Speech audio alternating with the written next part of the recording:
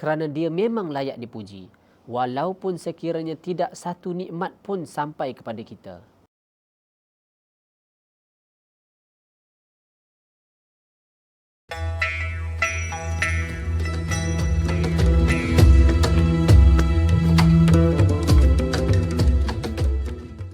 Kita sering menyebut satu ayat yang sangat biasa di bibir kita, Alhamdulillahi Rabbil Alamin.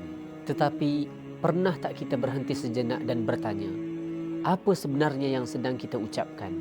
Al-Quran tidak menggunakan lafaz syukur di sini. Allah Subhanahu wa taala memilih lafaz alhamd kerana alhamd lebih luas maknanya.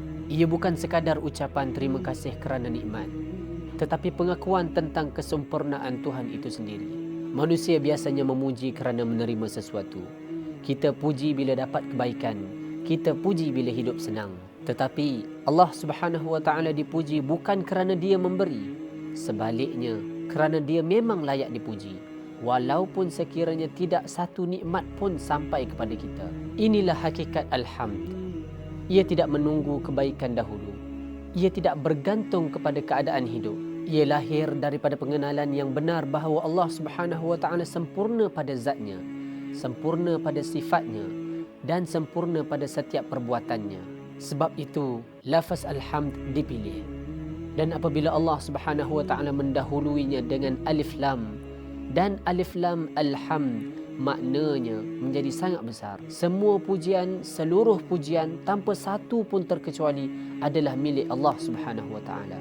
Jika ada kebaikan pada manusia, jika ada keindahan pada alam, jika ada kejayaan pada usaha, hakikatnya semua itu hanyalah pantulan, bukan sumber. Kerana sumber segala pujian hanyalah satu. Mengapa? Kerana dialah Rabbul Alamin. Dialah yang memberi nikmat. Dialah yang mentadbir urusan. Dialah yang mendidik makhluk sedikit demi sedikit tanpa kita sedari. Setiap denyut jantung, setiap tarikan nafas, setiap langkah hidup, semuanya berada di bawah rububiyahnya. Sebab itu Allah Subhanahu wa taala berhak menerima seluruh pujian, bukan sebahagian. Bukan waktu senang sahaja, tetapi dalam setiap keadaan. Bila seseorang benar-benar memahami alhamd, hatinya tidak mudah kecewa, lisannya tidak mudah mengeluh, dan jiwanya tidak bergantung kepada manusia. Kerana dia tahu segala yang berlaku berpunca daripada Tuhan yang maha sempurna. Maka setiap kali kita menyebut Alhamdulillahi Rabbil Alamin, biarlah ia bukan sekadar ayat dalam solat, tetapi pengakuan hidup bahawa segala pujian, segala kekaguman, segala sanjungan akhirnya kembali kepada Allah Subhanahu wa taala yang satu.